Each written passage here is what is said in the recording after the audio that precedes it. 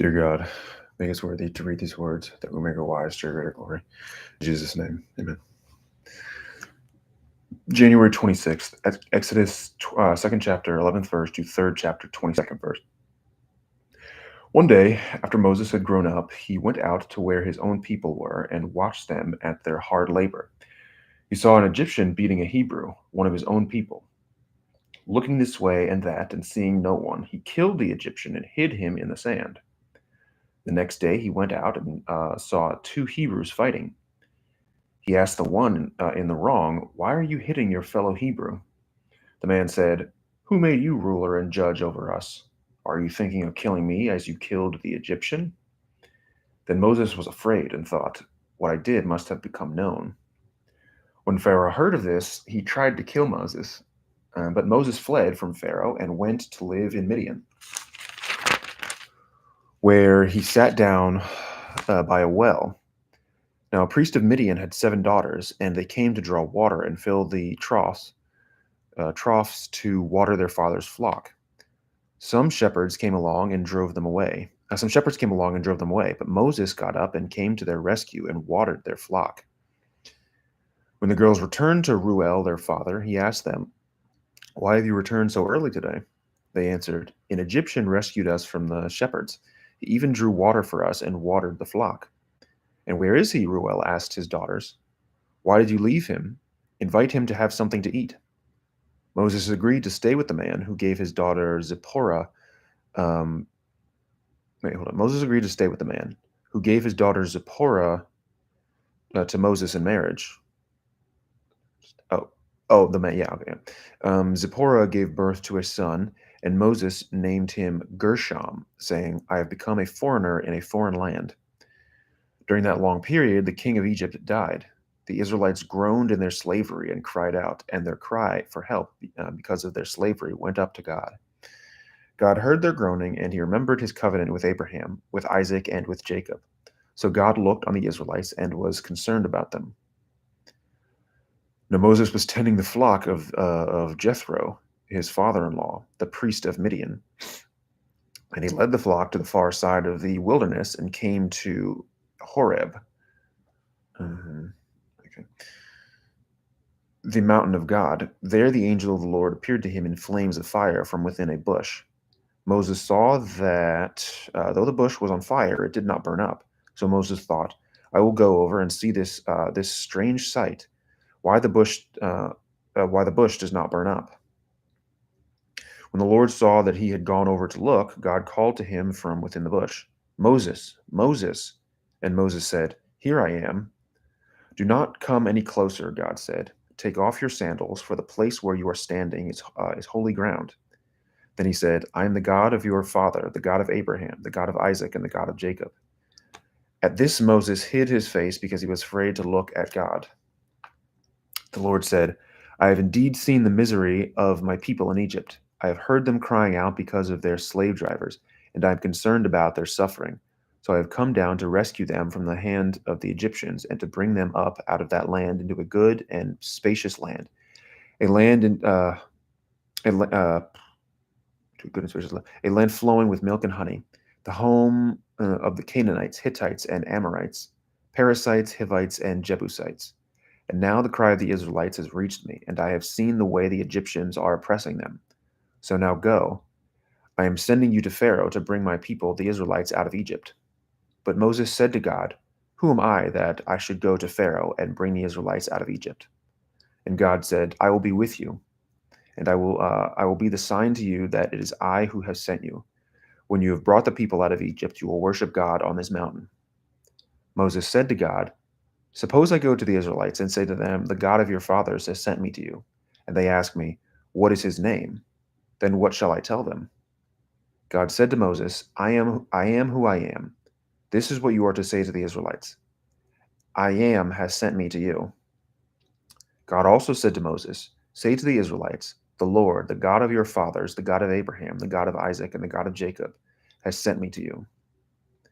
This is my name forever, the name you shall call me, from generation to generation.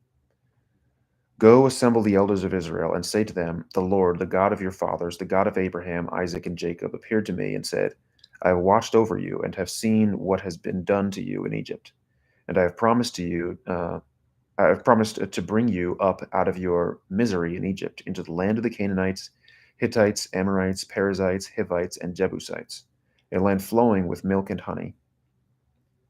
The elders of Israel will listen to you. Then you and the elders are to go to the king of Egypt and say to him, The Lord, the God of the Hebrews, has met with us. Let us take a 3-day journey into the wilderness to offer sacrifices to the Lord our God. But I know that the king of Egypt will not let you go um, unless a mighty hand, um, compels him. So I will stretch out my hand and strike the Egyptians with all the wonders that I will perform among them. After that, he will let you go, and I will make the Egyptians favorably disposed toward this people, so that when you leave, you will not go empty-handed. Every woman is to ask her neighbor and any woman living in her house for articles of silver and gold, and for clothing, which you will put on your sons and daughters, and so you will plunder the Egyptians. The word of the Lord. Thanks be to God.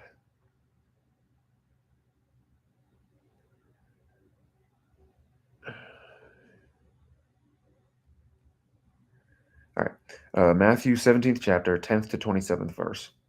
The disciples asked him, Why then do the teachers of the law say that Elijah must come first? Jesus replied, To be sure, Elijah comes and will restore all things. But I tell you, Elijah has already come, and they did not recognize him, but have done to him everything they wished. In the same way, the Son of Man is going to suffer at their hands. Then the disciples understood he was talking to them about John the Baptist. When they came to the crowd, a man approached Jesus and knelt before him. Lord, have mercy on my son, he said. He has seizures and is suffering greatly. He often falls into the fire or into the water. I brought him to your disciples, but they could not heal him. You unbelieving and perverse generation, Jesus replied, How long shall I stay with you? How long shall I put up with you? Bring the boy here to me. Jesus rebuked the demon, and it came out of the boy, and he was healed at that moment. Then the disciples came to Jesus in private and asked, Why couldn't we drive it out? He replied, Because you have so little faith. Truly, I tell you, if you have faith as small as a mustard seed, you can say to this mountain, Move from here to there, and it will move. Nothing will be impossible for you. When they came together in Galilee, he said to them, The Son of Man is going to be delivered into the hands of men. They will kill him, and on the third day he will be raised to life. And the disciples were filled with grief. After Jesus and his disciples arrived in Capernaum, uh, the collectors of the two drachma, the collectors of the 2 drachma temple tax came to Peter and asked, Doesn't your teacher pay the temple tax? Yes, he does, he replied. When Peter came into the house, Jesus was the first to speak. What do you think, Simon? He asked.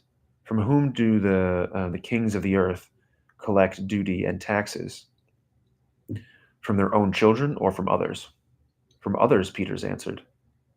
Uh, then the children are exempt, Jesus said to him. But so that we may not cause offense, go to the lake and throw out your line. Take the first fish you catch, open its mouth, and you will find a 4 drachma coin. Take it and give it to them for my tax and yours. The word of the Lord. Thanks be to God. Psalm 22, 1st to 18th verse. For the director of music, to the tune of the doe of the morning, a psalm of David. My God, why have you forsaken me? Why are you so far from saving me? Um, so far from my cries of anguish. My God, I cry out by day, but you do not answer, by night, but I find no rest. Yet you are enthroned as the Holy One. You are the one Israel praises. In you our ancestors put their trust. They trusted, and you delivered them. To you they cried out and were saved. In you they trusted and were not put to shame. But I am a worm and not a man, scorned by everyone, despised by the people. All who see me mock me. They hurl insults, shaking their heads. He trusts in the Lord, they say. Let the Lord rescue him. Let him deliver him, since he delights in him. Yet you brought me out of the womb. You made me trust in you, even at my mother's breast. From birth I was cast on you. From my mother's womb you have been my God. But do not be far from me, for trouble is near, and there is no one to help. Many bulls surround me, strong bulls of Bashan encircle me, roaring lions that tear their prey open. Uh, op- uh, Lorne rise, roaring lions that tear their prey open their mouths wide against me. I am poured out like water, and all my bones are out of joint. My heart has turned to wax; it is melted within me. My mouth is dried up like a potsherd, and my tongue sticks to the roof of my mouth. You lay me in the dust of death. Dogs surround me. A pack of villains encircles me. They pierce my hands and my feet. All my bones are on display.